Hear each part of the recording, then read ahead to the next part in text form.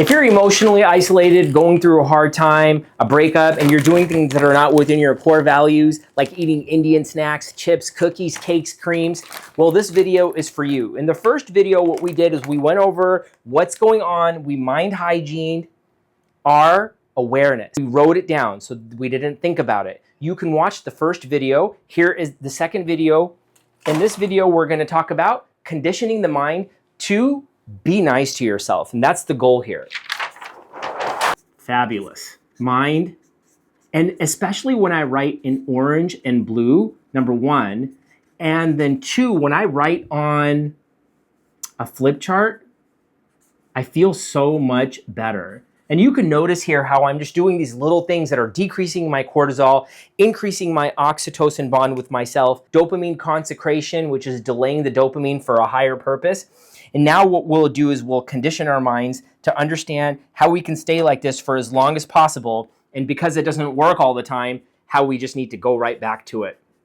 And what we'll do is I like to separate these things with something yellow. Visible, but not so much.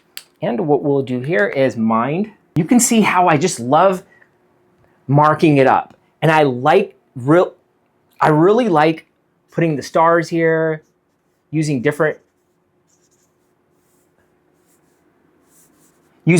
colors. Look at how that looks. It looks so nice. Mind hygiene. And the last one will go in red, where we understood that what's going on right now is that we're thinking about the mission, vision, purpose, of course. We have to maybe not be alone, feed the poor, purify their water. Vision is to inspire others that are in emotional isolation. My mom, my brother, my dad, and did not have good lives, but God has given me a great life. It's my duty to inspire others. For somebody who has been given so much, they need to give back. My mind is already in mission, vision, purpose mode all the time. Does that mean that this works all the time? No, but if you're operating at a 70% level, that's high. And if you are there, you should try to figure out a way to stay there as much as you can. So with that said, we still do have 4 bags of Indian snacks here. And I want all of the varieties. Here also, I'm thinking about being alone. Am I gonna be single forever? Is that good? Is that bad? Am I a failure because I'm alone? I don't want to go back online and go online dating. I want to meet somebody in person. This is just what's going on. In the practice of mind hygiene, as I talked about, there's nothing to fix or overcome. And we'll see how this works out. And we talked about this in the last video.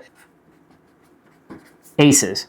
A, C, E, S. Disregard faces. Maybe we'll go here. So this is going to be a little bit more to write because we already wrote there.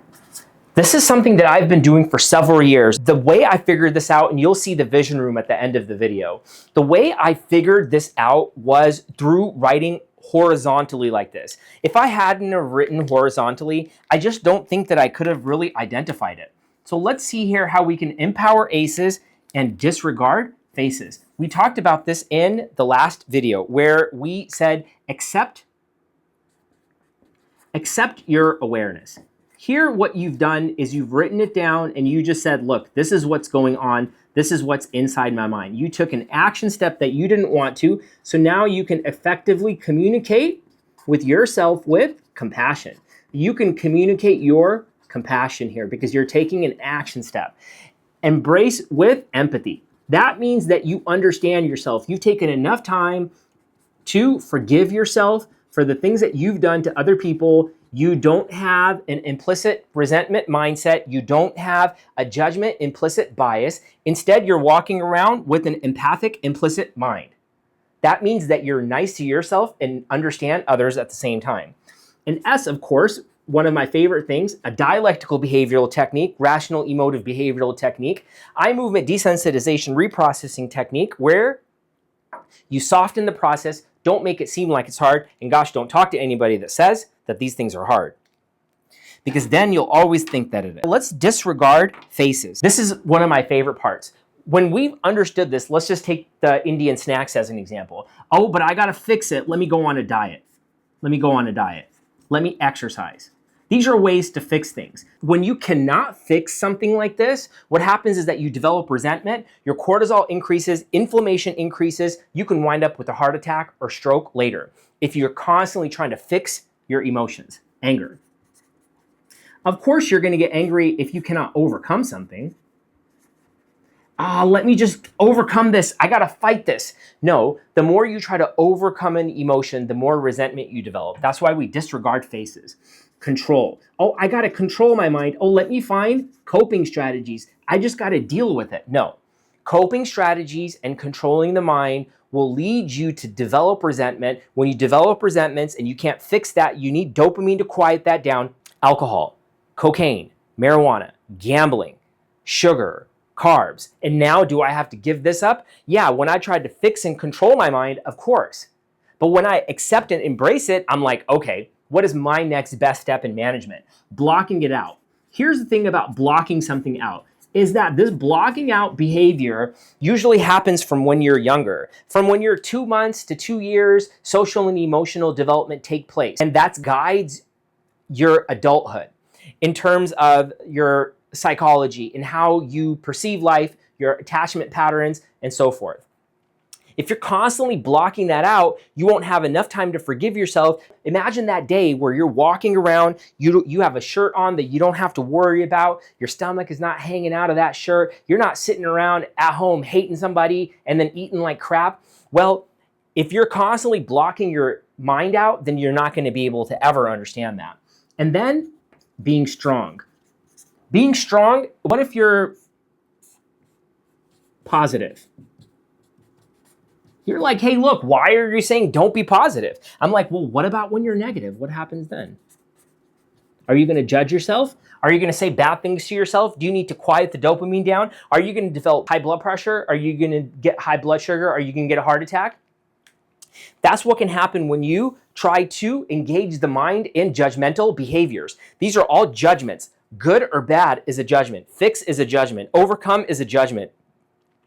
When you cannot control something or cope with something, you develop a resentment. When you try to block it out, it resurfaces later, and you hear how people say, well, it's going to blow up later. Well, that's what happens here. 4 bags. And why is this happening? Now I'm working through this in real time, and I'm consecrating this in real time. Consecration is surrender to a higher purpose, and God has given me this outlet to inspire you, at the same time save my life. And this is probably because that's it. I'm done being alone and I'm done being single. I need to find that one person who's just as mission driven as me, and I need to find a partner and maybe have a child, because I think I'm done. I think this is it. I think that this is the first time I've ever announced this on a video too. I think that my time through monastic solitude, neurospiritual sovereignty, I've gained it, I understand it. I'm working through this, and I'm conditioning my mind always to be like this. And this is the only way I found a way to love myself. And then when you do that, you can train your mind. In the next video, we'll go over mind training. Namaste.